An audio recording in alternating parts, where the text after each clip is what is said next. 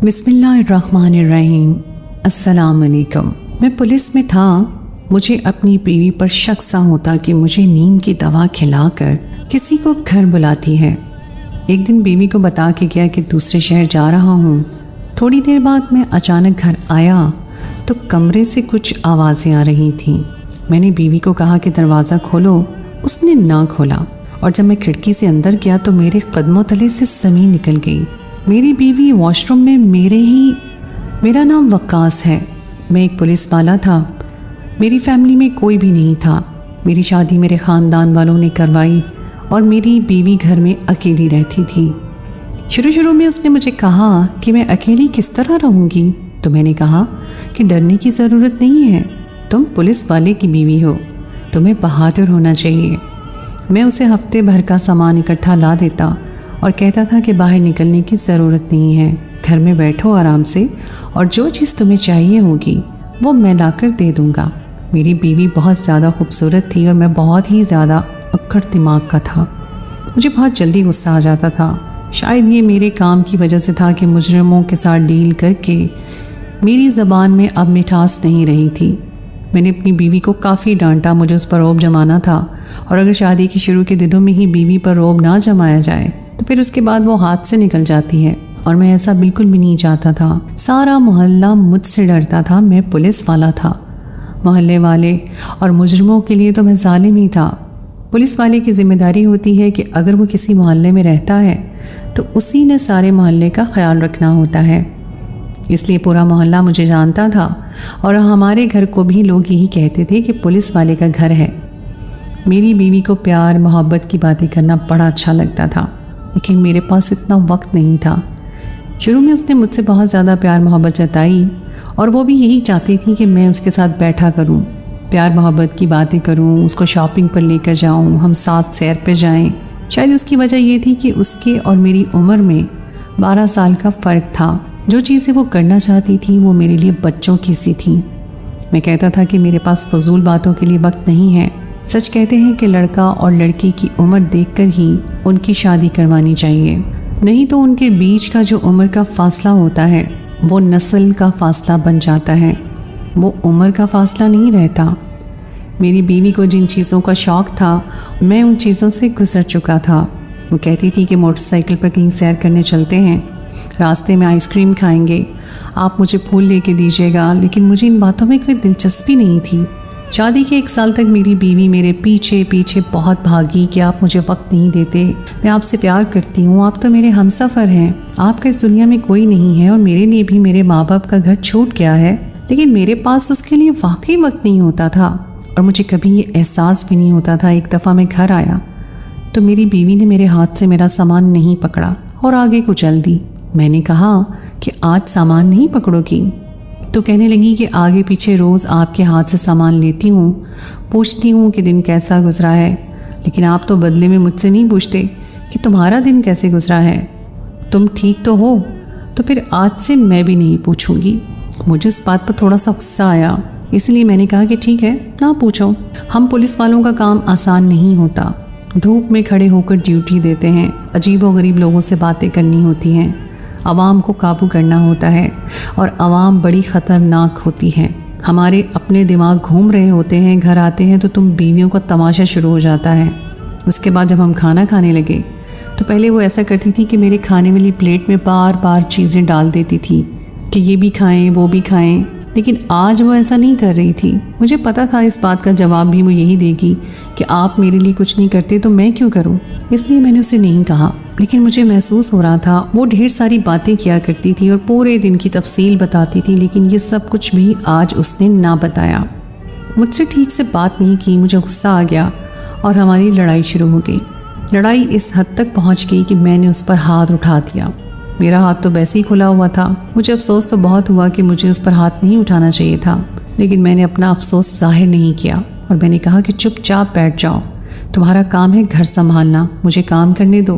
तुम क्या चाहती हो कि मैं तुम्हारे पल्लू से बंद कर बैठा रहूं और कोई काम ना करूं?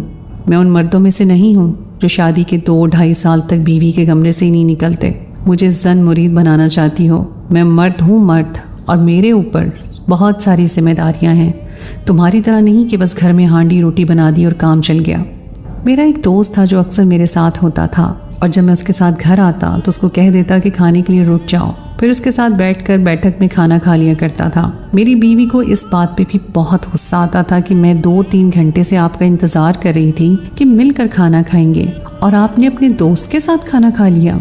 मैंने अपनी बीवी को कहा कि तुम जिन मामलात में फंसी रहती हो छोड़ दो ये सब कुछ, मुझे बीवी चाहिए, मुझे महबूबा नहीं चाहिए। मैंने उसको साफ साफ कह दिया। यही मेरा आखिरी झगड़ा था और उसके बाद से मेरी बीवी बदल गई थी।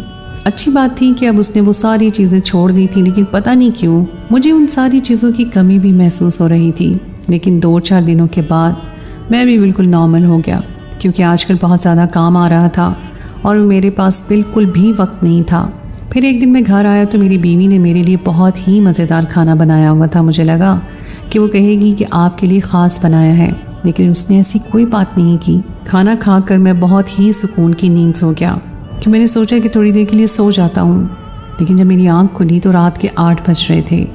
मुझे यकीन ना आया कि मैं इतनी देर तक कैसे सो गया।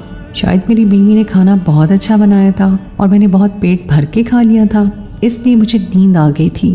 क्योंकि जब पेट अच्छी तरह से भर जाता है तो नींद आती है। मैं ड्यूटी पर चला गया। मेरा जो पार्टनर था उसका नाम जावेद था। उसने कहा कि आज ज़िंदगी में पहली दफ़ा आप लेट हुए हैं, क्या बात है? आप तो शादी के तीसरे दिन भी काम पर आ गए थे, फिर आज कैसे देर हो गई? तो मैंने कहा कि बस यार अचानक से नींद आ गई, लगता है अब मैं बूढ़ा हो रहा हूँ। अभी तो आपकी शादी को 1 साल भी नहीं हुआ, आप कहाँ से बूढ़े हो गए हैं? जावेद की शादी नहीं हुई थी। वो कह रहा था कि मैंने शादी करनी है और मैं उसे कहता था शादी कोई अच्छी चीज़ नहीं है। एक पूरा इंसान जिसकी जिम्मेदारी आप पर आ जाती है और फिर वो आपको तंग भी बहुत करता है। मेरी बीवी ने आज तक मुझसे झगड़ा तो नहीं किया था, लेकिन उसकी छोटी छोटी हरकतें, जैसे वो छोटी सी बच्ची हो, मुझे बहुत ज़्यादा तंग करती थी। लेकिन आजकल वो पहले से कुछ बेहतर हो गई थी। पर जावेद को शादी का बहुत ज़्यादा शौक़ था। हर टाइम वो लड़कियों की बातें करता। उसके पास लड़कियों की तस्वीरें भी बहुत होती थी जिनको वो देखता रहता था। एक दफ़ा तो अपनी ही मस्ती में बैठा था कि मुजरिम भी हमारे हाथ से निकल गया। उसके बाद से उसने ये सब काम छोड़ दिए, लेकिन दिल से नहीं निकाले थे। जावेद से मेरी बीवी का पर्दा नहीं था, क्योंकि वो मेरा दोस्त भी था, भाई जैसा भी था और मेरा पार्टनर भी था। हम लोग एक दूसरे के लिए जान भी दे सकते थे। एक दफ़ा तो मेरी जान बचाने के लिए उसने अपने आप को ज़ख्म लगा लिया था। तब से मुझे उस पर बहुत ज़्यादा भरोसा था। मेरी बीवी अब खामोश रहने लगी थी। एक दफ़ा एक वीडियो मेरी आंखों में से गुजरी जिसमें कह रहे थे कि जब कोई औरत आपसे कोई चीज़ मांगती है, आपका वक्त, आपकी मोहब्बत, और आप उसको नहीं देते, तो वो फिर औरत आपसे ज़िद लगाती है। और फिर एक दिन ऐसा आता है कि वो औरत बिल्कुल खामोश हो जाती है। मर्द समझता है कि मैं जीत गया हूँ और मैंने उसको काबू में कर लिया है, जबकि दरअसल वो अपने दिल से आपकी मोहब्बत निकाल कर पुरसुकून हो जाती है। मुझे लगता था कि मेरी बीवी ने भी यही किया था, लेकिन ऐसा तो नहीं हो सकता था। वो मेरी बीवी थी, उसे मुझसे मोहब्बत क्यों नहीं होगी? मुझे भी तो उसका ख्याल था। मैं उसको अच्छे तरीके से घर में रखना चाहता था, हर सहूलत देना चाहता था। मैं उसको खर्चा देता था और अपनी मर्ज़ी से अपने लिए जो चाहे वो ख़रीद सकती थी। मैंने उसको कभी किसी बात से नहीं रोका था। कुछ दिन बाद मेरे साथ फिर ऐसा हुआ कि मैंने खाना खाया और उसके बाद मुझे पता ही नहीं चला कि मुझे कब नींद आ गई और मेरी आँख रात को 10 बजे खुली। अब तो मैं वापस भी नहीं जा सकता था, क्योंकि इस वक्त SHO साहब बैठे होते थे। अगर वो मुझे देख लेते तो मेरी ही बेइज्जती होनी थी। बार बार यही होने लगा। मैं पुलिस वाला था, कोई आम बेवकूफ़ आदमी नहीं था। मुझे शक पड़ गया कि मेरे साथ कोई ना कोई गड़बड़ ज़रूर हो रही है। ऐसी नींद मुझे पहले तो कभी नहीं आई। मैं कोई जवान बंदा नहीं था जो खाना खाकर मुझे इतनी अच्छी नींद आ जाती। कहीं खाने के अंदर कोई चीज़ तो नहीं मिलाई गई थी जो मुझे बेहोश किए जा रही थी। लेकिन मुझे बेहोश करके मेरी बीवी ने क्या करना था? और उस घर में मेरी बीवी के अलावा और कौन था? घर का खाना तो मेरी बीवी ही बनाती थी। फिर ये सब कुछ क्या हो रहा था? मुझे समझ नहीं आ रहा था। मैं बहुत ज़्यादा परेशान हो गया। मुझे ऑफिस से वार्निंग मिलना शुरू हो गई कि आधा दिन ड्यूटी पर रहते हैं और आधा दिन कहीं गायब हो जाते हैं। इस तरह काम नहीं होता। आपका रिकॉर्ड अच्छा है इसलिए आपको माफ़ कर रहे हैं, लेकिन अपनी रूटीन सेट करें। ठीक है, आपकी नई नई शादी हुई है, पर इसका मतलब ये नहीं है कि ड्यूटी सबसे पहले आती है। इंसान के लिए पुलिस वाला होना बहुत बड़ी जिम्मेदारी होती है। ये कोई ऑफिस जॉब नहीं है। मुझे आज तक किसी ने इतनी बातें नहीं सुनाई थी, पर ये SHO नया आया था, इसलिए इसने मुझे इतनी सारी बातें भी सुना दी। मैंने सोच लिया कि मुझे पता लगाना होगा कि मेरे साथ हो क्या रहा है। मैं इसी वजह से परेशान था। मैंने अपनी बीवी से भी इस बारे में पूछा कि क्या उसे मुझसे कोई मसला है, तो उसने कहा कि मुझे आपसे क्या मसला हो सकता है, बस आपको मेरी बातें अच्छी नहीं लगती थी इसलिए मैंने वो हरकतें करनी छोड़ दी हैं और मैं खामोश हो गई हूँ। इसका मतलब ये तो नहीं कि मैं आपसे नाराज़ हूँ, आप मेरे शौहर हैं, मैं आपसे मोहब्बत करती हूँ। मेरी बीवी मेरी आंखों में देखकर बोली थी, मैं पुलिस वाला था, हम लोगों ने ये सीखा होता था कि किसी का चेहरा कैसे पढ़ना है। मैं अपनी बीवी का चेहरा पढ़ने की कोशिश कर रहा था, लेकिन वो बिल्कुल भी झूठ नहीं बोल रही थी। मुझे मेरे तजर्बे से तो यही पता चला। लेकिन फिर एक दिन मेरी बीवी ने मुझे कहा कि आपने मुझे बैलेंस करवाया था और मैंने वापस भेज दिया था, ये सोच कर कि मेरा पैकेज है, लेकिन मेरा पैकेज नहीं था, आप मुझे फिर से बैलेंस करवा दें। मैंने अपनी बीवी को कहा कि कब की बात कर रही हो, तो कहने लगी कल की। तो मैंने कहा कल तो मैंने तुम्हारा कोई बैलेंस नहीं करवाया और तुमने मुझे कहा भी नहीं, फिर तुम किसकी बात कर रही हो। मेरी बीवी घबरा गई और कुछ सोचने लगी, फिर अचानक से बोली, नहीं आपको नहीं कहा था, बाबा को कहा था, आपको और बाबा को मिक्स कर दिया। मैंने कहा कि मेरा पैकेज नहीं है, तो उन्होंने बैलेंस करवा दिया था, लेकिन फिर पता चला कि पैकेज है, इसलिए फिर मैंने उनको वापस भेज दिया था, क्योंकि उनको खुद ज़रूरत होती है और भाई उनको नाप तोल के पैसे देते हैं।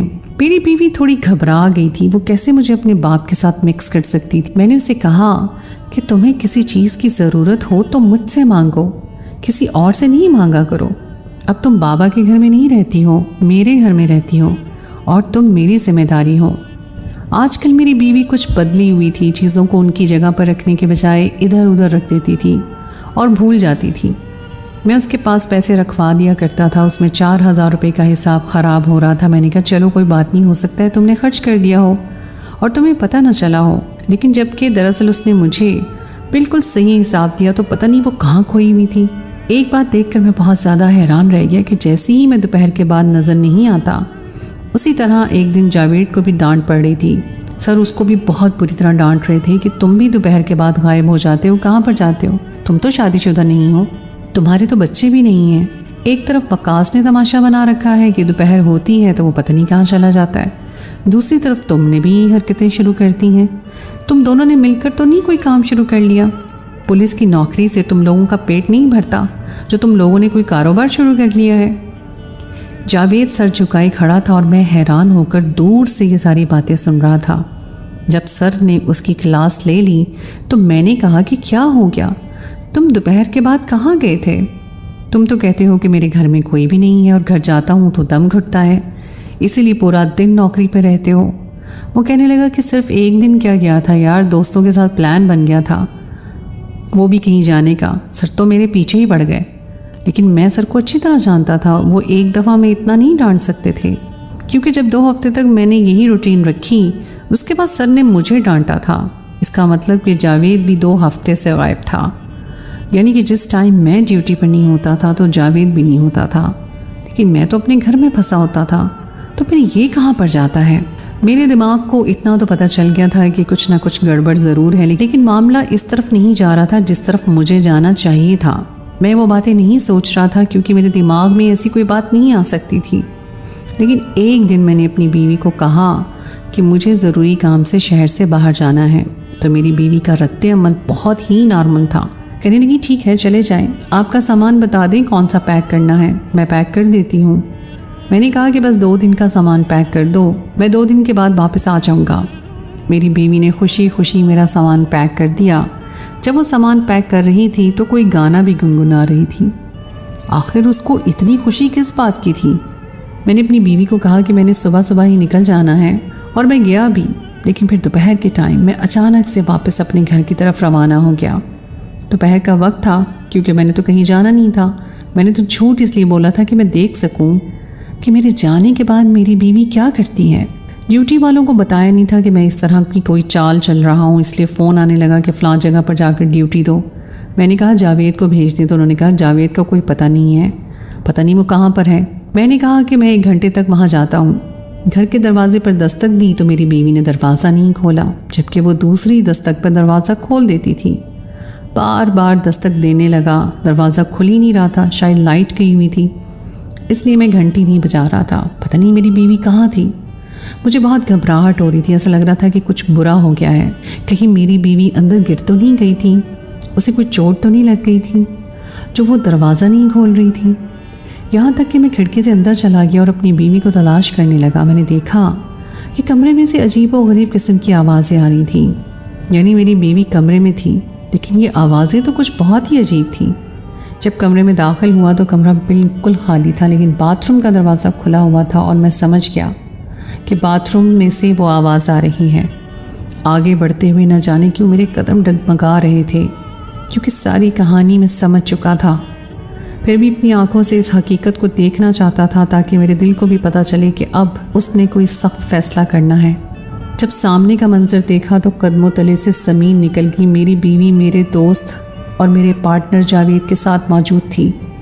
मैं वहाँ से चला गया।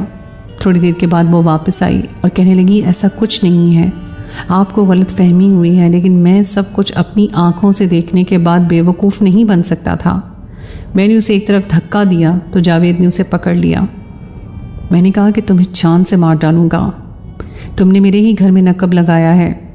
जावेद ने कहा कि सिर्फ औरत से शादी नहीं करनी होती, उसको वक्त भी देना होता है, उसकी छोटी छोटी खुशियों का ख्याल भी करना होता है, जो तुमने बिल्कुल भी नहीं किया। जब ये तुम्हारे पीछे फिर रही थी तो तब तुम आगे भाग रहे थे, और जब इसने मेरे साथ मोहब्बत कर ली तो अब तुम्हें तकलीफ़ हो रही है। तुम जैसे बदमिजाज मर्द कभी अच्छे शौहर नहीं होते और इस काबिल भी नहीं होते कि उनको इतनी खूबसूरत और प्यार करने वाली बीवी मिल जाए, इसलिए ये मेरे पास आ गई। मैंने जावेद को कहा कि तू इसी औरत के काबिल है, तेरे लिए ऐसी ही औरत होनी चाहिए जो अपने शौहर की गैर मौजूदगी में उसको धोखा दे, उसके साथ बेवफाई करे और उसे बेहोश करके किसी गैर मर्द को अपने घर में बुला ले। इसी तरह की औरत होनी चाहिए थी तेरे लिए, इसलिए ये तुझे ही मिल गई है, मुबारक हो। मैंने अपनी बीवी को वहीं खड़े खड़े तलाक दे दी। मेरी बीवी तो परेशान लग रही थी, लेकिन वो शर्मिंदा बिल्कुल भी नहीं थी। दिल तो कह रहा था कि जावेद की जान ले लूं और अपनी बीवी की भी, लेकिन उन दोनों को जिंदा छोड़कर अल्लाह का इंसाफ देखना चाहता था, इसलिए उनको वहाँ से जाने दिया। अपनी बीवी को तलाक दे चुका था, मैं उसकी शक्ल भी नहीं देखना चाहता था। जब जावेद उसको वहाँ से लेकर निकला तो ऐसे निकला जैसे उसने बहुत बड़ी ट्रॉफ़ी जीत ली है, और उसके बाद वो दोनों कहाँ गए मुझे नहीं पता। जावेद काम पर आता था, लेकिन मैं उसकी तरफ देखता भी नहीं था। मेरा घर फिर से खाली हो गया, मैं अपना काम खुद कर लेता था। एक दिन जावेद मिठाई बांट रहा था, कहने लगा कि मेरी शादी हो गई है। पता नहीं मेरे साथ ये सब कुछ क्यों हुआ, क्या मैं इस काबिल था? क्या यही मेरी गलती थी कि मैंने अपनी बीवी को वक्त नहीं दिया और उसको सिर्फ अपनी बीवी समझकर ही रखा, उसे मोहब्बत नहीं कर सका? क्या एक औरत को इज्जत से ज़्यादा मोहब्बत चाहिए होती है? जिस दिन मैंने अपनी बीवी पर हाथ उठाया था उस दिन के बाद से ही वो बदल गई थी। क्या मैंने उस पर हाथ उठाकर उसे खुद से बदजन करवा लिया था, या गलती हमारे बड़ों की थी कि जिन्होंने हमारी शादी करवा दी, जबकि हमारी उम्र में 12 से 13 साल का फ़र्क था और हमारी सोच एक दूसरे से बिल्कुल भी नहीं मिलती थी। आप लोग ही बताएं कि इसमें गलती किसकी थी, क्योंकि आज वो जावेद के साथ खुश है और मैं आज भी अकेला हूँ।